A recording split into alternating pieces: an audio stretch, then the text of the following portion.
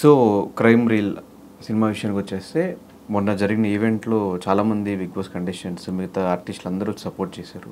ఎలా అనిపిస్తుంది అంతమంది వచ్చి సపోర్ట్ చేయడం? ఎవరు వచ్చారు? గెస్టులు తొక్కొచ్చారు. ఎవరు వచ్చారు? ఎవరు రాలేదా?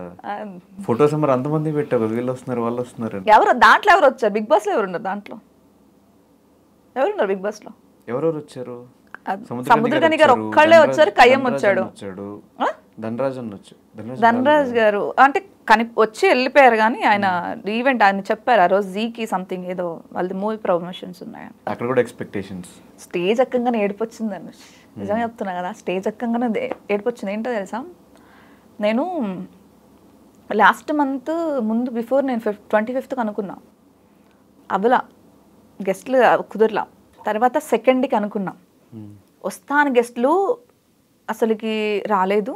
2nd నేను పెద్ద గెస్ట్లో ఒక 3 అనుకున్నా, పేర్లు చెప్పాను కానీ 3-4 అనుకున్నా. ఆఫీసులు చుట్టూ తిరిగా ధనుష్, ఆఫీసులు చుట్టూ తిరిగా. తెలియని వాళ్ళు కానీ తెలిసిన వాళ్ళు మన పద్దాక పార్టీలో కనపడేవాళ్ళు. అర్థమవుతుంది, తెలియని వాళ్ళు ఎంఐల్ అని కాదు, మనం ఎప్పుడు పార్టీలో కనపడేవాళ్ళే. తిరిగి నేను ఇలా రావాలి, ఫస్ట్ ఫిలిం చేసుకున్నాను, ఇలాగా ప్రొడ్యూస్ చేసుకున్నాను, డైరెక్ట్ చేసుకున్నాను, చాలా కష్టపడ్డాను. చూద్దాం సంజన, రేపు ఆఫీస్కి వచ్చి కనపడు. ఇలాగ చాలా వచ్చాయి. తిరిగాను, మాట్లాడాను, మెసేజ్లు చేశాను, రికమెండేషన్లు చేయించాను. ఏమో చిన్న సినిమా కదా, వెళ్తే ఏమొస్తుంది, పెద్దగా హడావిడి ఉండదేమో అన్నారు. చాలా ఏడిపొచ్చింది ధనుష్ నిజంగా. నేను పెద్దగా నీకు తెలుసు నేను ఏడవను. ఫస్ట్ టైము ఇట్లా వెనక్కి తిరిగి చూస్తే ఏమి కనిపించలేదు, మొత్తం మబ్బుగా ఉంది.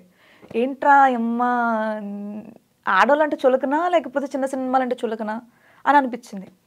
తర్వాత టు బి ఫ్రాంక్ ధనరాజ్కే ఫోన్ చేస్తున్నాను నేను, ధనరాజే ఫోన్ చేస్తాను. ఇది ఎప్పుడు చెప్పలేను ధనరాజ్కి. ఇప్పుడు నేను థ్యాంక్స్ టు ధనరాజ్ నిజంగా చెప్పాలంట. చేసి ధనరాజ్ ఇలాగా రావాలి అని, ఎందుకంటే ల్యాబ్ పక్కన ల్యాబ్ ప్రసాద్లో జరుగుతుంది, నాది తంది మిక్సింగ్. అయితే ఇలా ధనరాజ్ అంటే సముద్ర గారి గారిని ఒకసారి అడుగు సంజన అన్నారు. నేను వెళ్ళి ఆయన ఆఫీస్కి వెళ్ళి అడిగా, సార్ నాకు ఇది ఒక్కటే సార్, మీరు ఒక్కటే లాస్ట్ ఆప్షన్, నాకు వస్తానన్న వాళ్ళు ఎవ్వరు రాలేదు సార్, వస్తానని కూడా హోప్ లేదు, మీరు వస్తే నా సినిమా హెల్ప్ అవుతుంది అని.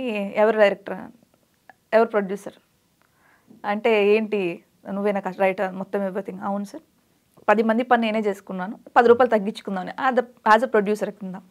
సో ఇది అనగానే ఆయన ఒక్కటేమో లేదు, నేను వస్తాను రేపు వెళ్ళిపోమ్మా అన్నారు. అంతే. అసలు భయం, వస్తారా వస్తారా కరెక్ట్ ఎగ్జాక్ట్లీ 6కి వస్తా అన్నారు. టెన్షన్ వస్తుంది నాకు, అమ్మో రారేమో, ఈవెంట్ ఏంటి అనుకుంటున్నా. ఎగ్జాక్ట్లీ 6కి వచ్చారబ్బా.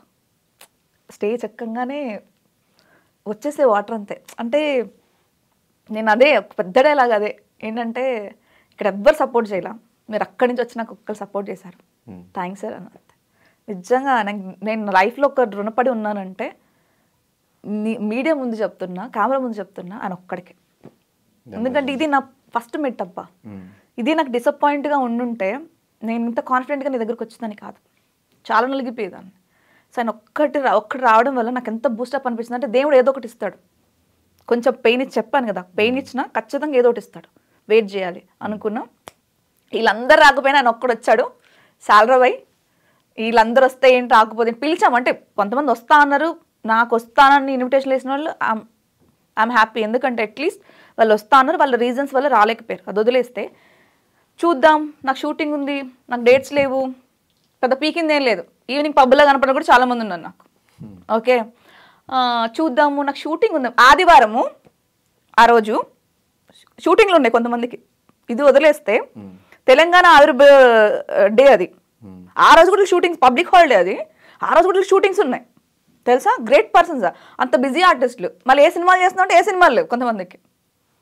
నువ్వు చెప్పాను వద్దులే, ఒకళ్ళు అలా 10-20 మంది ఉన్నారు అలా. సో అంతమంది నేను చెప్తాం. బిగ్ బాస్ కంటెస్టెంట్స్ కొంతమంది వాళ్ళు, కొంతమంది వీళ్ళు. రెగ్యులర్ పబ్లో చిల్ అయ్యేటోళ్ళు నీకు నాకు కనపడే వాళ్ళు అబ్బా, అర్థమవుతుందా అన్నారు. తర్వాత అనుకున్నా ఓకే దెన్ ఓకే బ్రో ఇచ్చేద్దాం రిటర్న్ టైం వచ్చినప్పుడు, దెన్ ఓకే అని చెప్పేసి లైట్ తీసుకున్నాం. ఓవరాల్గా దేవుడి దయ వల్ల నాది ఈవెంట్ బాగా జరిగింది, రిలీజ్కి రెడీ ఉంది, ఐఎమ్ హ్యాపీ. చాలు. సో సిరికి ఫస్ట్ ఆపర్చునిటీ ఇచ్చేసావా లీడ్ రోల్? ఎలా వచ్చింది అవుట్పుట్? చాలా బాగా వచ్చింది, చాలా బాగా వచ్చింది. రెస్పాన్స్ చాలా బాగుంది.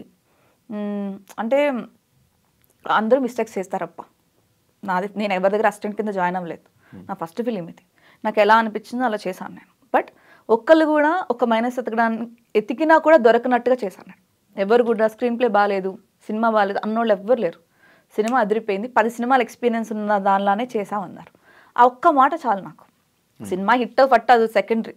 తీసిన సినిమాలన్నీ హిట్ అవ్వాలంటే అన్ని హిట్లే ఉండాలి. ఇయర్లో 1 2 హిట్లు ఉన్నాయి. ఆల్మోస్ట్ 50 సినిమాలు రిలీజ్ అవుతాయి. అసలు అందరూ పెద్ద పెద్ద డైరెక్టర్స్ ఇవ్వాలి. సినిమా హిట్ అంటే బాగా తీసా బాగా తీయలేదు అనేది కాదు. మన హార్డ్ వర్క్ ఇచ్చాం, జనాలు డిసైడ్ చేస్తారు అంతే. సో ఏం చూపించబోతున్నావు క్రైమ్ రీల్లో? అంటే జరిగిన రియల్ ఇన్సిడెంట్స్ మీద బేస్ చేసిన స్టోరీయా? ఎలా వచ్చింది ఏంటి అసలు స్టోరీ ఏంటి, ఎలా ఉండబోతుంది సినిమా?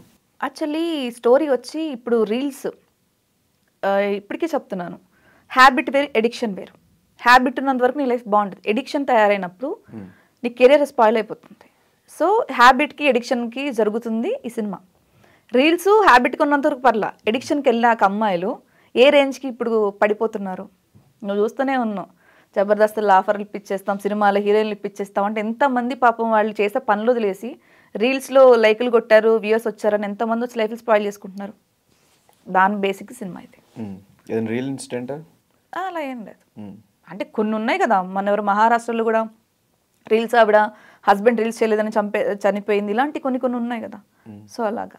సో ఇప్పుడు చాలా ప్లాట్ఫామ్స్ పెరిగిపోయినాయి. ఇప్పుడు ఓటీటీ ప్లాట్ఫామ్స్లో చాలామంది ఆదరిస్తున్నారు. అండ్ యూట్యూబ్ ఒకప్పుడు ఉండేది, ఇప్పుడు లేకపోయినా కూడా అట్లీస్ట్ ఆ వెబ్ సిరీస్ కానీ ఇవి చాలా ఉన్నప్పుడు ఎందుకు సినిమానే చేయాలనిపించింది? ఇప్పటికిప్పుడు నువ్వు వెళ్ళి వేరే వెబ్ సిరీస్ చేస్తాను, ఓటీటీలో ఫిలిం చేస్తాను కూడా ఆఫర్. యాక్టర్ కింద అంటున్నా. నీకు తెలుసా లేదో, నేను మొన్నదా ఖాళీగా ఉన్నా కదా, అప్పుడు పెద్దగా ఆఫర్లు ఏం లేవు. డైరెక్టర్ అయిపోయిన తర్వాత పిలుస్తున్నారు, నీ క్యారెక్టర్తో చేస్తావా, నెగిటివ్ రోల్ ఉంది చేస్తావా అని. నాకు ఇప్పుడు డేట్స్ లేవు, ఎందుకంటే నాకు నెక్స్ట్ ఫిలిం నేను చేస్తున్నాను. నేను ఆ తర్వాత మళ్ళీ నాకు పెద్ద 10 CRది పెద్ద ప్రాజెక్ట్ ఒకటి డిస్కషన్ జరుగుతున్నాయి. అది ఓకే అయిపోతే మళ్ళీ నేను నెక్స్ట్ ఇయర్ నుంచి దాని మీద ఉండాలి. నాకు ఇప్పుడు లేదు ఈ స్టోరీ డిస్కషన్లో కూర్చోవడం, ఇవి మీటింగ్స్లో కూర్చోవడం, సినిమా రిలీజింగ్, ఇవి ఇప్పుడు నాకు డేట్స్ లేవు. వాళ్ళు ఇప్పుడు అడుగుతున్నారు. సో వస్తే చేస్తా నా ఖాళీ టైంలో. యాక్టింగ్ ఏం మొదలను, బట్ నా సినిమాలో నేను యాక్ట్ చేయను. నేను చేసిన సినిమాలో యాక్ట్ చేయను. వేరే వాళ్ళు ఎవరైనా ఇప్పుడు ఫర్ ఎగ్జాంపుల్ నువ్వు చేస్తే నా సినిమాలో ఒక మంచి లీడర్ అంటే ఒక టైప్ ఆఫ్ నెగిటివ్ రోల్ అనుకుంటే చేస్తావా అంటే నాకు నిజంగా ఇప్పుడు ఖాళీ ఉండి ఇంట్రెస్ట్ ఉంటే ఖచ్చితంగా చేస్తాను. సీరియల్స్ ఏమన్నా రెడీ? సీరియల్స్ చేయను. ఎందుకు చేయను అంతే. అది జాబ్ అబ్బా, సీరియస్ జాబ్ అంటే డైలీ దాని మీదే ఉండాలి, టైం టు టైం ఉండాలి. ఎక్కడికి వెళ్ళడానికి కుదరదు, అవి మనకు సెట్ కావు, అసలు సెట్ కావు. సో మన వరకు 3 నెలలు కష్టపడ్డామా, ఒక 2 నెలలు రెస్ట్ తీసుకున్నామా, మళ్ళీ 3 నెలలు కష్టపడ్డామా, ఈ కాన్సెప్ట్ అయితే తీసుకోవట్టు. ఓకే.